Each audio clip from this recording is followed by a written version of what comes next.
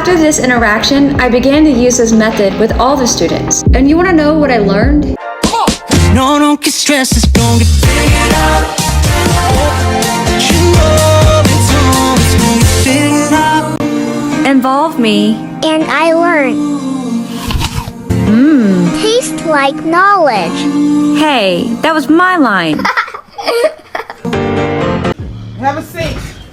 Break it, go on, break it. Go on, break it. Bird.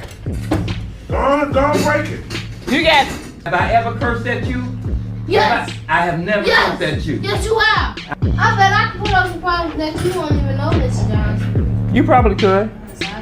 So I had the coolest opportunity back in college to work alongside students in a similar setting at an alternative high school. It was during this time that I truly solidified my definition of what education is. Education is first and foremost the commitment of breaking down undesired and intrusive mental obstacles children build in their minds. It's the discipline of acknowledging every little win. Indubitably, Captain. In case you're wondering what I mean by this, so there I was on the first day at the alternative high school, waiting for the first student to arrive, pretending like I wasn't freaking out inside. I'm gonna go ahead and say that this was probably the most culture shock I had ever experienced in my life. I have a feeling we're not in Kansas anymore. So anyways, this boy comes barging through the doorway. He slams his textbook onto the table, and then he throws his body into this chair, and then he looks at me super angry across his arms and says, "Well, aren't you gonna ask what the hell I did to end up here?"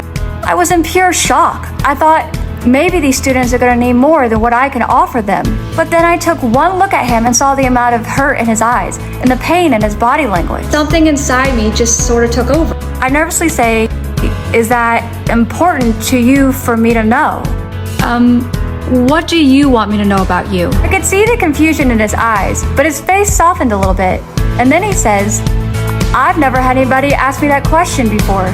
I realized I had about 3 minutes to use this before that barrier would go right back up. After this interaction, I began to use this method with all the students. And you want to know what I learned? There was this one reoccurring factor that kept coming up in our conversation. So many of these students, they felt hurt. A reoccurring obstacle that kept happening was a lack of trust in adults in their lives, the lack of trust in themselves. So many students felt like these adults had already made up their minds about who they were. It was my time at the alternative high school that I realized that the students, the ones who have nothing to lose and everything to gain, how important they are to the education world. The ones who fight the hardest, hit the hardest, and resist the hardest, they are the ones who want to be inspired by teachers the most, to understand what is the point the most. See, it is these students, the ones who remind us why we got an education in the first place. Trust is the foundation for what can get students to admire teachers and believe in the academic process.